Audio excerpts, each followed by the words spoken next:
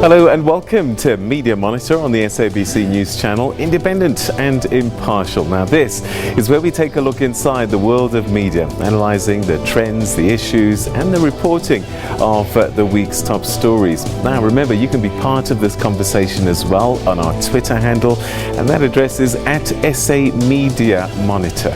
Alright, please send us your thoughts and we'll try and get through some of your messages as they come in. So that's the address there at SA Media Monitor. Now, thanks for joining us. I'm Peter Ndora, by the way, and this is what's coming up on the program. A shocking report states that 51% of South Africans don't trust the news. Does this mean that our journalists are not credible enough? The amaBhungane Center for Investigative Journalism is challenging the constitutionality of sections of the South Africa's surveillance law, RICA, saying that it hampers journalists from doing their work. Now, the 2019 South African general elections are done and dusted, but an analysis of the election coverage by the media, released by Media Monitoring Africa recently, shows that women received less coverage compared to their male counterparts. Not great news at all. Well, these are just some of the stories that we'll be tackling on the show, but first, let's take a look at the front pages of your Sunday newspapers this morning. Well, the Sunday Times headline, Cyril's 400 million rand time bomb. Now, the paper alleges that the public protector is investigating President Ramaphosa for alleged money laundering in donations of more than 400 million to his presidential campaign within the ANC. Now, this after she seized bank records for 3 accounts linked to the president. The City Press's top story suggests that with key Zuma allies elected to chair a number of parliamentary portfolio committees, the party's crippling factional battles are set to play out in the National Assembly too. The Sunday Independent's headline says that the president is in the line of fire.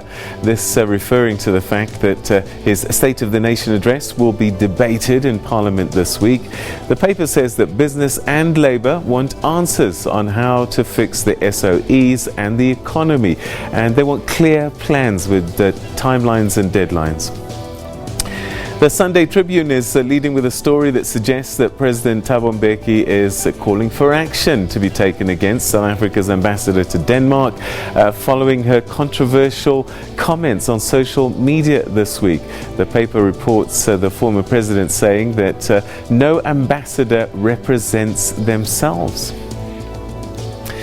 The Weekend Argus's top story says that a permanent head of the police watchdog IPID needs to be appointed to root out corruption, saying that 40% of the complaints in the Western Cape police related to allegations of abuse of power.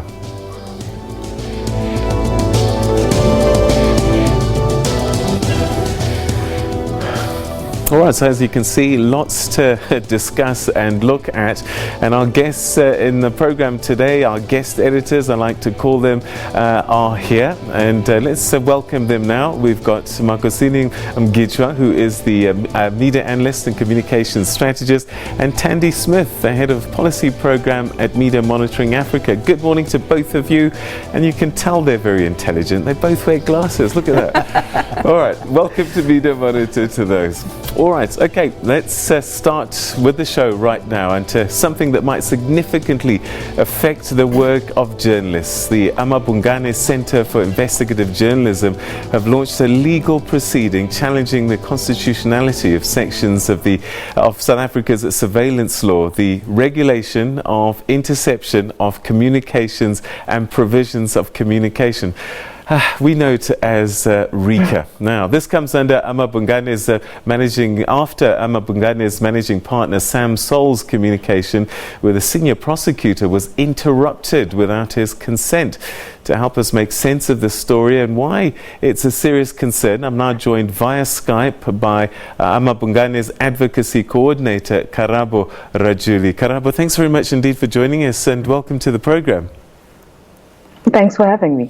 All right, so, we've heard about RICA, but for most people, we think of FICA and we just want to get cell phones, etc. Tell us a little bit about RICA and how it ended up on your lap, essentially. I mean, it looks as if it started with an interception of Sam Sol's communications. Yeah, Peter, that's correct. So many South Africans will know RICA as an annoying process which you have to undergo when you have to RICA your SIM card and bring your proof of residence and so forth. But essentially, RICA was a piece of legislation enacted in the early 2000s, and the intention behind it at the time was that it was going to be used as a method of sophisticated crime fighting by the state. And so that ostensibly was the purpose of what the RICA Act would be. And what it did was that it created the legal framework by which the state could intercept communications. And this has got two components. The one is that the state would then lawfully be allowed to listen in on a citizen, on anybody's communications in the country. And then the second part is that the state would be able to scrape what is called metadata. So not the content, but the content-related information. So your location, who you're communicating with, the time of it, which is also very revealing information. What we have seen since the enactment of RICA, but even prior to that, is that the state has been particularly prone to systematic abuse of its surveillance capacities. We've seen this before 94 and post 94, but particularly under RICA, what RICA then did was created a legal basis under which the state could continue these kinds of abuses of its surveillance capacities. Now, the difficulty with RICA is that there's simply no way to know as a member of the public, a journalist, or anybody else, whether or not you've been the subject of surveillance. Okay. The only way that we're able to discover that Sam Sol had been the subject of the state's interest and the subject of the state's spying is because many journalists sometimes find out from their sources, but in Sam's case specifically, we're able to find concrete evidence of surveillance taking place in 2015 when Zuma's lawyer at the time annexed a transcript of Sam's communication with his source at the time at the NPA. And this then provided us with the concrete basis under which to say, not only has Sam been under some kind of state surveillance, but there needs to be a legal challenge because there was no justification for Sam to be under surveillance if the intention of RICA is for crime fighting and is only supposed to be used in extreme circumstances. All right, okay, so you've said quite a bit. Let's try and unpack it a little bit. And the first thing is, I was watching a movie last night and the Attorney General had to go to a judge to get permission to listen in on people's conversations. Are we saying that in South Africa the state can do it without going to a court? So, well, let me unpack how the process works in law, in theory. So the process is that a member of the crime intelligence agencies has got an obligation to go to the RICA judge and get a warrant to listen in on the subject of the interceptions communications. However, there's some exceptions. One, if the state says that it's an emergency scenario, they may go ahead and get a warrant. So go ahead and intercept the communications of a particular person and then retrospectively go to the judge and say we had to do it because it was an emergency circumstance. But what we have seen, for example, with the Sunday Times case, is that even in this judicial process, sometimes members of so in the Sunday Times case, it was crime intelligence simply lied to the RICA judge about who they wished to intercept, and therefore it allowed this process to be abused. All right, so oversight is a big issue then. Who's policing those that are busy watching us? And then the other thing is, for Sam not to have known, when you go to someone's house to search their house, you've got to have a search warrant, and you tell them, I've got a search warrant, I am going to search your house. With this kind of surveillance, stuff happens without your knowledge. Absolutely. And so what we say in our legal challenge is that in a normal crime process, you would know that the police have come to search your house because they'd have to come with a warrant, knock on your door. And so you'd have some kind of evidence that it's taken place. With RICA, there's simply no way to know that you've been the subject of interception. So in our challenge, we say we understand that the state may need to intercept communications in certain scenarios, but to prevent any kind of abuse, there should be retrospective notification. So after the fact, after the interception has happened, the person who has been surveilled should know about it, so that if they feel as though there was no basis for that to happen, they can then start a review of it. But this then allows for potential abuses to be limited, because there will be some kind of safeguard built into the process. All right, so let's talk about the work of journalists now. Why is it so important for us to challenge this? So with journalists, and what we say in our papers is that there's certain professions, and journalists in particular, who have a much higher need to have private communications, because we speak to sources who need to know that they can come to us and not face any kind of risk of that telephone call, that email communication being intercepted. And this is important because the way in which journalists work is that they need to confidentially communicate with their sources, and ultimately this has a bearing on society, because if journalists can cultivate trusting relationship with sources, then they can produce the kinds of good stories, stories that reveal wrongdoing, corruption, inform the public. And so inherent to the work of a journalist is the ability to communicate confidentially. We say that RICA in its current form does not allow this to take place. So what do you want the judges to do? What must the law say to protect journalists and to protect even citizens, I guess? So we say a number of things, and I think it's just important to say that we're not saying that we want to throw RICA out in its entirety. We simply say that it needs to have the necessary safeguards to prevent abuse. With journalists, and we say journalists and lawyers, but any other profession which requires confidentiality, we say that there should be a higher threshold required before the RICA judge can grant a warrant. And what this simply means is that we say that in the current RICA process, when the RICA judge approves a warrant, the fact that the subject of an interception is a journalist is simply not taken into consideration. We say that that kind of information should be brought to the judge's attention, so that this can be considered, and the judge may then say, can the crime intelligence or intelligence agencies find another means to get the information they're looking for, because they need to consider that this is a journalist. We then also say it's not just about journalists, it's about a much wider issue around the right to privacy. Now, the right to privacy is a constitutional right. And often people will think about, well, the right to privacy, it's about trying to hide something. And the right to privacy is not simply about trying to hide something, it's about what you need to protect as a journalist, as a lawyer, or even as a member of the public. So we say that RICA in its entirety needs to conform to constitutional principles. You can't simply say surveillance can operate outside of a constitutional framework. All right, Karabo, we're going to have to leave it there, but thanks very, very much indeed for bringing this to our attention and also explaining it to us so well. Thanks so much indeed. All right, that's Thank you. Karabo Rajuli, Advocacy Coordinator at amaBhungane. Well, that's something that we need to discuss, and I'm going to chat to my guest editors, get their thoughts about this. And I've got to say, I'm a little worried about the privacy just for citizens, because if things can be done retrospectively, the damage is already done, the horse is already bolted, and in particular, what if I'm at home talking to my lawyer? And these things are being surveilled. I mean, there's so many permutations that can be problematic. Your thoughts? Look, I think let me start here. It's important in the fight against corruption and crime that the state has means of intercepting communication, especially where there's a prima facie evidence that a crime is being committed. That, of course, would be done ex parte, which means you make an application to the court, to the judge in chambers, because you don't want the person who is the subject of the surveillance to know that they're being surveilled. Otherwise, they'll find a way of circumventing that surveillance. But I think what is important is that there has to be some checks and balances at that level to ensure that this cannot be abused by the police or any investigating agents. You would know that I was with the National Prosecuting Authority, and this is a very important tool of fighting crime, that the state should be able to talk to the judge and get these warrants privately.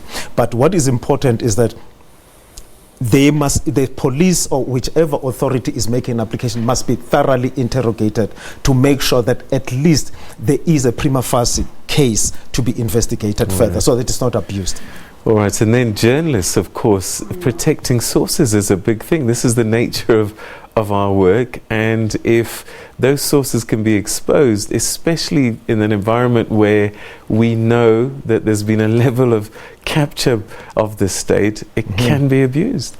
It absolutely can, and I think we're seeing this. This example, proves that. And what's interesting is that I think we're seeing a whole lot of legislation being amended or new draft bills coming out where the policymakers aren't taking media and public interest and journalists into consideration. We're having the same issues with the information regulator and PIA and the amendments to that. We're pushing for a far more coherent approach to safeguarding journalists' interests and having provisions for media, because they are an exception. And so I think that it's a good thing that RICA is being challenged. And again, not scrapped in entirety. I think that there are important elements of it, but we have to have exceptions in legislation for media and journalists. All right, I'm going to chat to you once again as well, because you've worked in that environment. So when I look at something like the spy tape saga, one of the things that was questioned is how did the lawyers for the president get hold of the tapes and the information? This starts to open all sorts of cans of worms, doesn't it? Yeah. Look, in that case, it was worrisome in the sense that the former president was at the time a suspect in a criminal matter, but also he was head of state, which means that, essentially he's the commander-in-chief even of the spooks, the police and everybody else. I think that's a conversation that we as South Africans will have to have as to who can be and who cannot be the President of the Republic, given the powers that come with that. But certainly that, there can be an interception of a communication between law enforcement officials, and that information being given to a suspect in a criminal matter. It's something that we should be concerned about, and it's something that as a country we should have a conversation about. All right, so Kate, we'll leave that for the time being because we've got so much to get through. So stay with us. We are going to start exploring all sorts of other issues. There's so many things to do today, but stay with us. Fasten your seatbelts.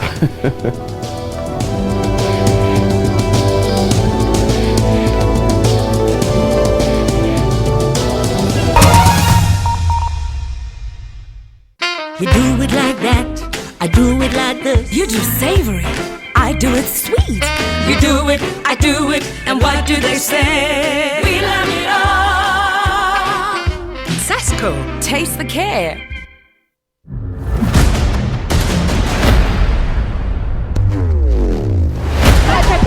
We stay on the visuals, they're busy shooting. We drove around this.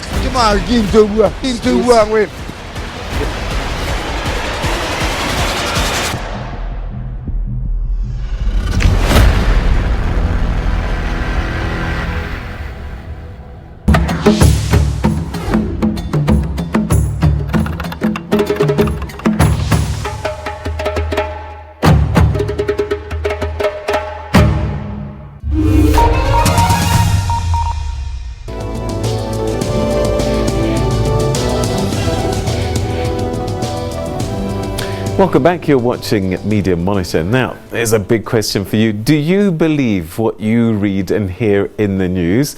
Well, it turns out that Reuters Institute for the Study of Journalism released a report which shows that over 50% of South Africans do not believe what they consume in the news. According to the report titled Trust in Independent Media in South Africa Under Threat, South Africa sees a number of 8 out of 38 countries surveyed. It further states that 70% English-speaking South Africans who are constantly using the internet still battle to separate fact from fiction. I'd like to think I trust the news, yes, because it's how we get informed about a lot of things in the country, even though some of them are distorted, but it's how we know that things are happening, and it helps us form our own perceptions of what is happening in the country. Yeah, in the Kodwa nje kwesinye isikhathi ngibuye ngingayithembi sisi wami ngoba manje ayindaba kwesinye isikhathi inokuveza into ongesiyona, kwesinye isikhathi zinokuveza into okuyiyona ebalulekile futhi edingakalayo yabo. Ya manje yingakho ngithi both side ngikhona. Kodwa nje kakhulu nje ke ngila ethenini ngiyathemba ngoba manje okuningi nami engiphila ngakho ngithatha kusona. Yes, I do, because the journalists are doing their work. We got investigating journalists in South Africa, the best. It doesn't matter what color line they are. I trust them. 702, SABC. The only one I never trust was the funny one. You guys know that one. That's off the rank now. I do trust the news to a limited extent. I think at some point it actually allows you to be up to date with current affairs. But at some point as well, it does become distorted. But the most that I do watch, I believe is accurate. So yeah, I do trust the news. All right, so what on earth could be going wrong that citizens seem to be losing faith in mainstream media? Let's see if we can get to the bottom of this with our guest editors. Okay, so there is this distrust, and I just wonder, from where you're sitting, Media Monitoring Africa, this is the sort of thing that you're always looking at. Yeah. What do you think is causing this lack of faith or this drop in faith? Well, I think it's a combination of factors. And we need to remember that media are at fault as well, to be completely honest. You know, I think it's a combination of technology, of access, of social media. We know that there are big issues with social media platforms and algorithms and sort of what you get as a consumer. But again, the trust levels in independent media have also come from media getting it wrong very often. We see the way that media is reporting is changing. We see that media tend to follow what's going on social media and often use social media to set the agenda, where it should be the complete opposite. In fact, social media should be getting from independent news. But I also think it's not something that suddenly happened, that there's been, you know, a drastic decrease in trust. It's something that's happened continuously over the last couple of years. And audiences, well, the other aspect is that the amount of false information that's online, it's really difficult to tell what is false and what is credible. And so when you as a consumer have to constantly try and figure out what is true and what is not, you're going to end up not trusting a whole lot of sources in that process. All right, so Makosini, I can't believe that our behavior has changed, or maybe it has. Is it that there was no alternative before and therefore we were forced to trust that which we saw? Or what is it? Because I would think, if we think of Stratcom, that things were worse before than they are now. Yes. Look, I think this is not only in South Africa that there is a deficit in the trust in the media. It's very rife in the United States, for instance, right now, and in some areas in Europe as well. I think that is, I agree with my colleague Thandi here, but also I would add that, you know, the media have allowed themselves, journalists have allowed themselves to be used by people who have an interest. You know, politicians and, you know, I would say lobbyists and other people who do the work that they do have figured out that the media need content. And newsrooms themselves are getting juniorized, and because of lack of resources, there isn't much money and time that is devoted to a story. So what you'd end up relying on are sources that come to you with information, and there is no one who's going to take trouble to contact a journalist and give that journalist a story unless they have an interest. And usually they would frame that story such that it serves their interests. So if you are a reader of a consumer of news and you can see that this story favors one faction, for instance, of the ruling party against the other, you tend to associate that newspaper or that journalist with that faction. And therefore, if you are not part of that political party or part of that faction, you then distrust that. But there's also so many things that are happening which point to the fact that there aren't enough checks and balances in newsrooms themselves. And I think this poses an existential threat to the media, because what social media does is that people are able to influence each other, and the media has not quite figured out, unfortunately, how to give voices to the people. Usually it is, let me take an example with the State of the Nation address, for instance. The president says something, and there is a conversation and a debate about what the president said, what word we didn't like that the president said.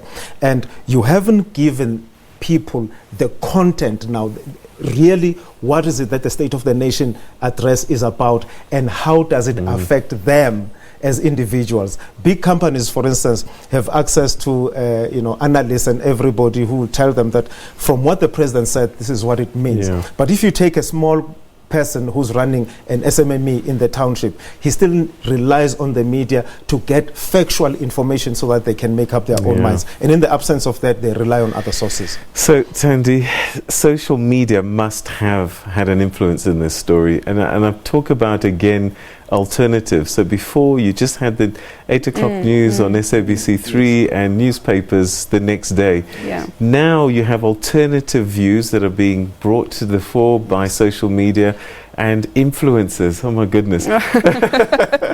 And so now people believe the influencer who's not even tried and tested, and they start to doubt the journalists. Could that be what's going on as well? Well, I think it's part of what's going on. I think it's part of the bigger problem. You know, with the influencer thing, it's a fascinating, I suppose, thing. Well, fascinating development that's come up, where you have people being paid to put through certain messages, where you think that it's a personal view, so you're more inclined to trust, you know, what your friend says on social media than what a stranger says. But now it's clouded in, well, is it?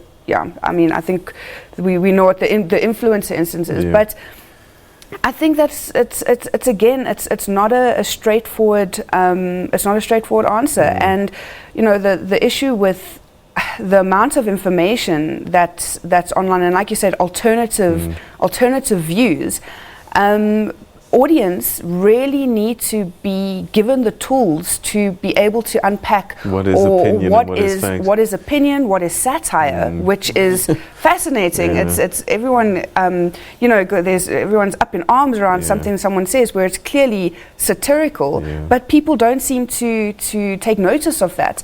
And then what is credible news? And I think that in this day and age, the desperation for credible media is really there. It's not that we don't need it, but we need people to trust the independent institutions that are providing the facts. And that's an opportunity for the media to get the high ground back, isn't it? Because there is so much disinformation, misinformation, naughtiness, opinion disguised as news, that if you can get that high road and just be credible and honest and cut out all the noise, you can win, because we are desperate. If I could just get one site that I can trust and leave all the others, that's all that I need. Look, I think this also calls for journalists first and foremost to be honest, to be loyal to their readers, their listeners, and to their viewers. I think that's, for me, is a very important thing, because too often times journalists allow themselves to be influenced by people who have an agenda.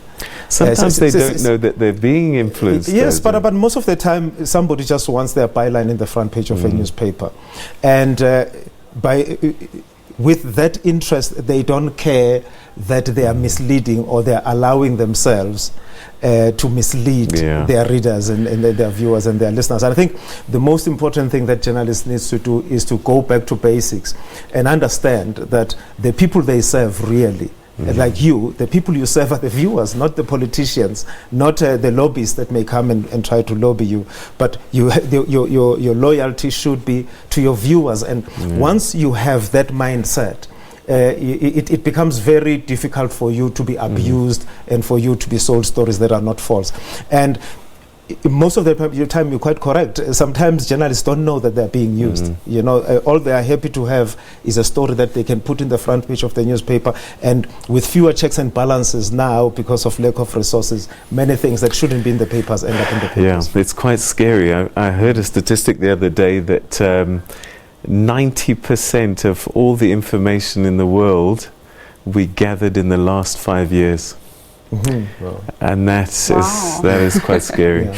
All right, we're going to pause again for thought, and we'll be back after this, and we're going to be focusing on something Media Monitoring Africa was looking at closely, and that's regarding the coverage of the elections by the media. How well did we do? Find out after this.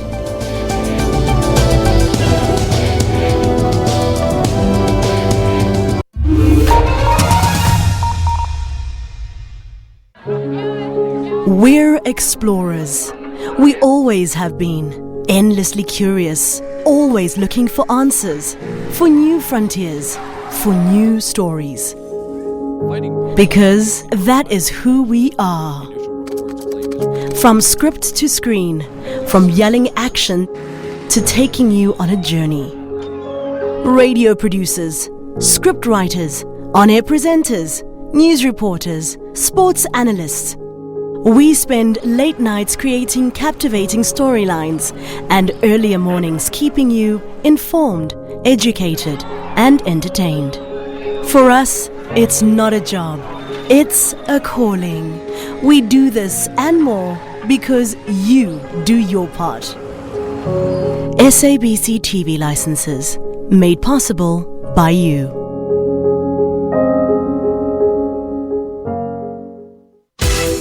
Trends Travel is your ultimate hookup on all things arts, travel, entertainment,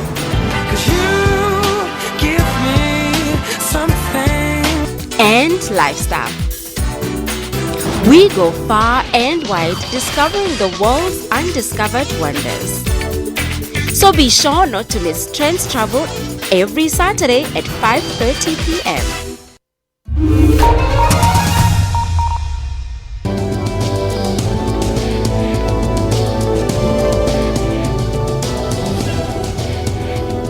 Welcome back. You're still watching Media Monitor. Now, South Africa just recently held its national general elections, and it's time for us to reflect on the media coverage. Media Monitoring Africa's final election coverage report, titled "So Much Choice But Not Enough Voice," surveyed about 61 media houses and focused on several issues such as gender representation, party portrayal, dominant topics, etc. Now, the report shows that women received 19.6% of the coverage compared to 80.94% of men as sources of stories.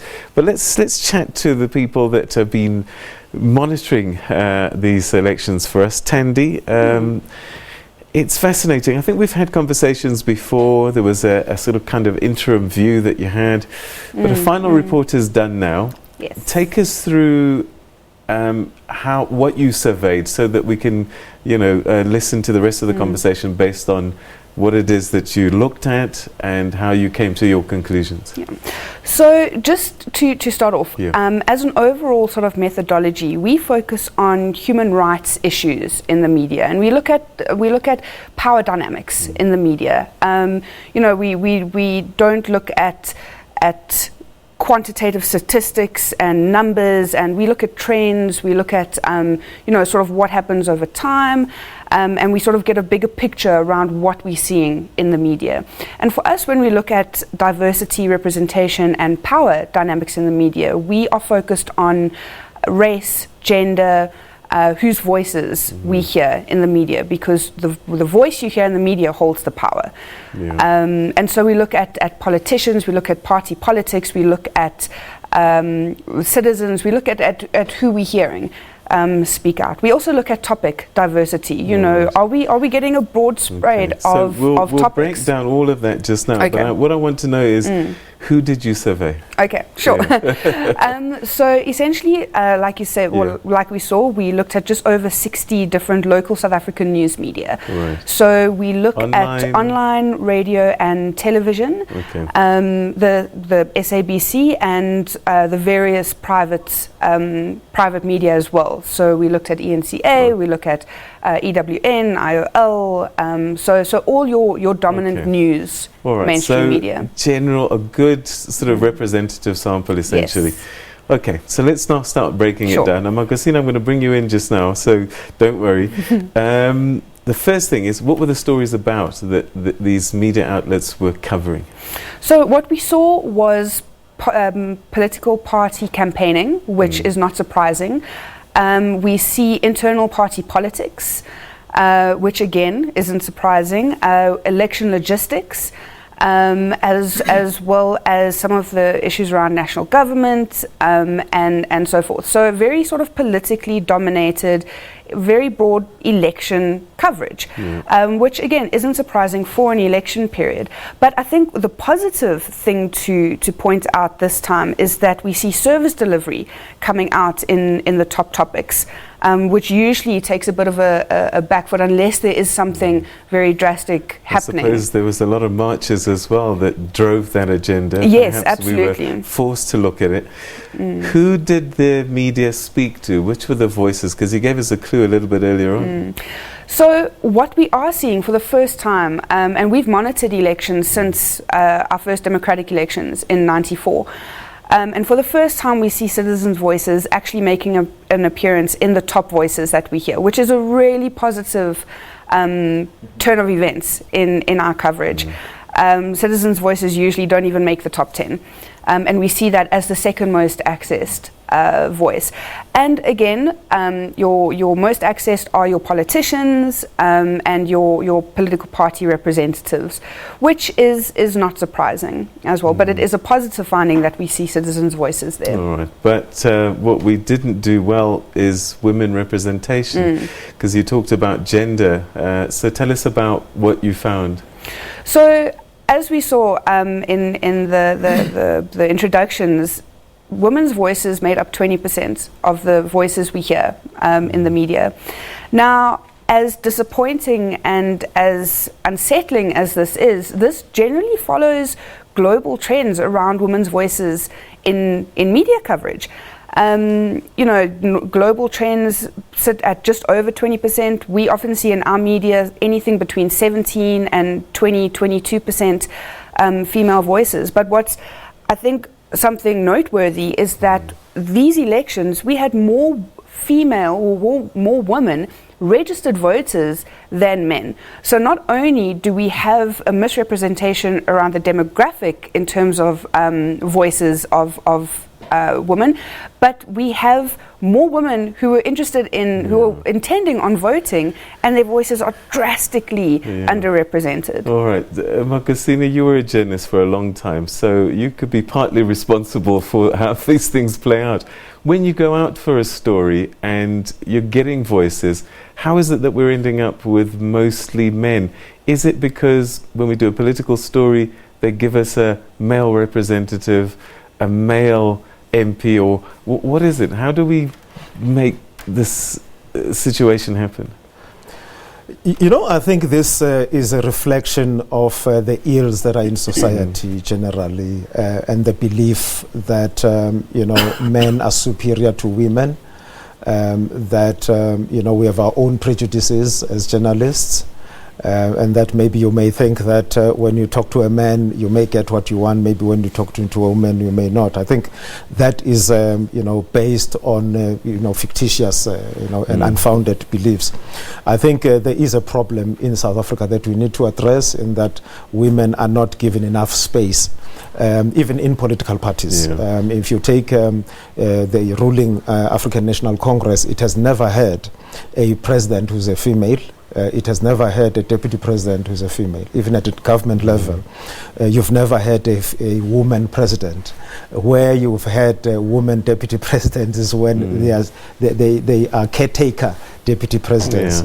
I think there was one deputy president who was appointed, Phumzile Mlambo-Ngcuka, but with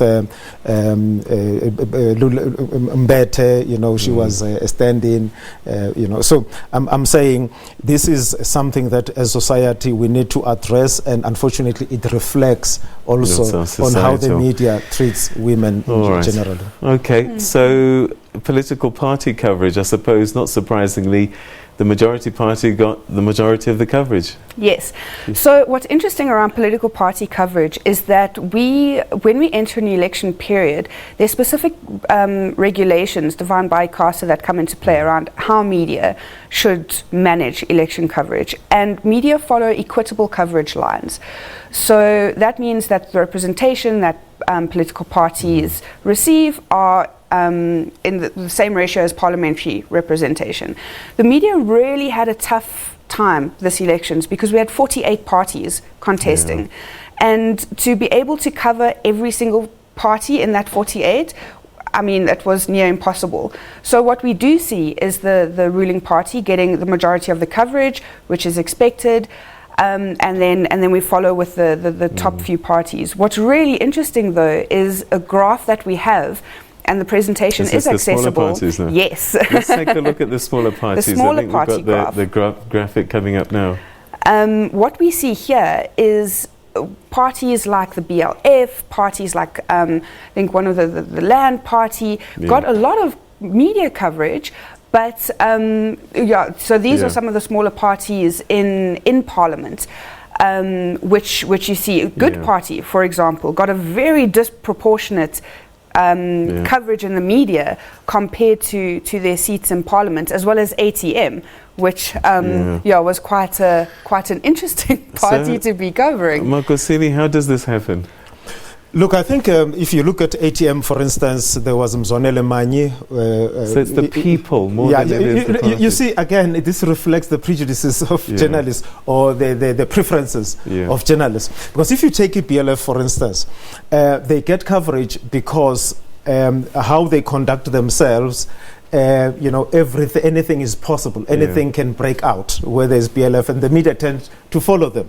With the A-team, there was Mzwanele Manyi, also in the belief that the former president, Jacob Zuma, could have been behind it. Also, there's an interest. If you take the Good Party, is Patricia de Lille, given her squabbles with the DA, there's an interest in her. So the coverage is driven largely by who journalists are interested in. And this is a disservice to the public, though, isn't it? Absolutely. And it speaks to sort of a general trend outside of an election period as well, where we're quite obsessed with politicians, and we're quite obsessed with the personalities behind the politics, and not necessarily the actual parties and the policies and what's being done in government, but it's rather who's doing it and what interesting stories around and I suppose that. This is what's happening in England. Boris Johnson is more about his personality and his character than actually what he's going to bring to the table. Absolutely, absolutely. I mean, with Boris Johnson, but also the fact that I think the fact that Donald Trump has almost endorsed him, and they used to. I think they share a lot of politics. This white nationalism that is on the rise in Europe. I think it must be seen in that context. As We've run out of time, but how did the public broadcaster do? Because personally, I think private media can do whatever they want to do. But the public broadcaster, because it belongs to the public, must be held to a higher account. How did the public broadcaster do? We were very impressed with how the SABC did during these elections. We see the overall elections rating. Most of the top 10 are from the SABC, and it's a complete drastic contrast to the coverage we saw in 2016, where we found biased reporting. So I think it speaks to how the public broadcaster is changing its policies and really trying to drive independent and impartial coverage, and it shows in these results. All right, thanks so much indeed for that. I feel quite proud to be an SABC person. Thanks so much indeed. All right, we're going to take a quick break, and when we come back, we are going to take a look at the newspapers. Stay with us.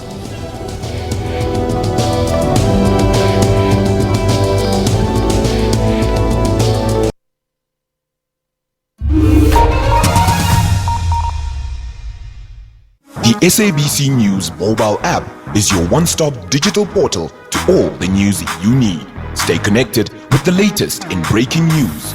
Watch the SABC News channel along with clips and live streams of all the big news events, and listen to all the SABC News radio stations live, including podcasts and much more. Simply download the SABC News app to your Android or iOS device from either the Play Store or the App Store. SABC News, independent, impartial. Every high-profile court case, every breaking news story. The manner in which these audits are done. Why is it targeted to blacks and Indians? Every inquiry. We are there, front and center.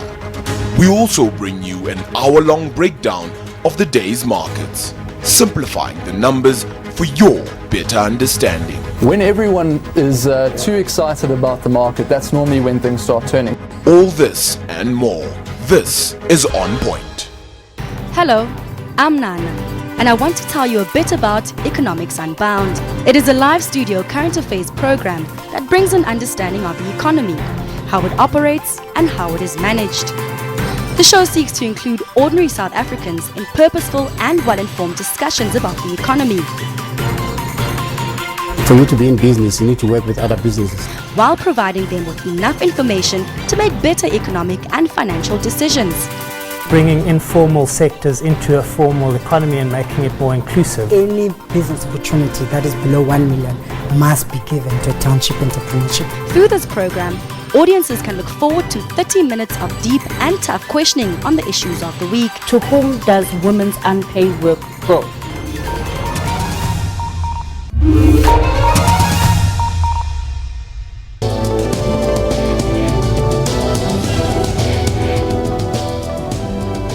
Right, welcome back. We're going to start wrapping up the show, but this is the bit where we start looking at the newspapers. And let's start with you, Mankosini. You were intrigued by the front page of the Sunday Times as a starting point.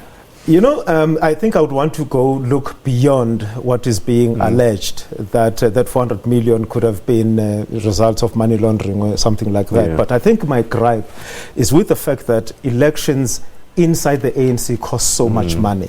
Now, if you're going to be talking about 400 million rand, you know, that money cannot be coming from ordinary members of the ANC. It must be coming from people who have lots of money and they can donate it. Yeah. And people who have money don't give money for free. There's something that they expect in return. So if you have a president of the republic who owes certain people that much money in favors, you know, you have to wonder now what policies that he pushes as the president and the policies that he doesn't push if he is influenced by this. I'm saying we need to look at this as South Africans. Party funding is a gateway to corruption. Where does this money go in a campaign within the party? I've been a part of a number of political campaigns. Chief among them was the Lindiwe Sisulu campaign in 2017.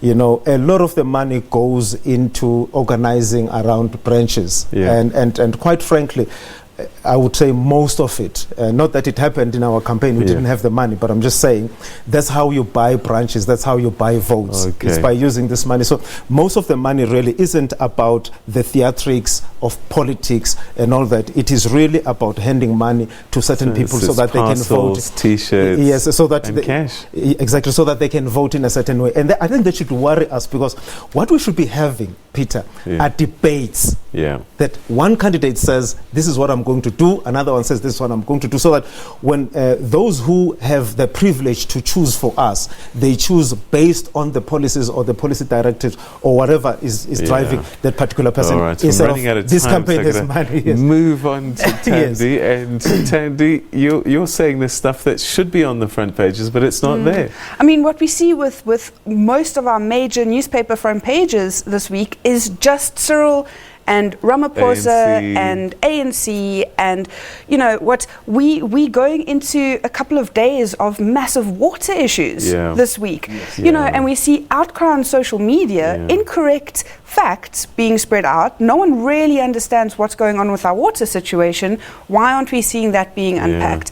You know, the horrific road deaths in Limpopo and across the nation. And, you know, why aren't we seeing more of those issues? But again, as we've been saying before, we're obsessed with people and celebrity politicians and politics. And it's not to say that it isn't important. But there's so much more going on that affects the daily lives of people that we're just not seeing. Gosh, you know, we always run out of time, unfortunately. But thanks so much for being great guest editors, Magosini Gitra, Tandy Smith. Thank you so much for your time and your insights. Always great having you. And you at home, thanks so much always for choosing to spend your time with us on these Sunday mornings. We'll see you again next week at the same time. Have a great weekend, everybody. Bye-bye.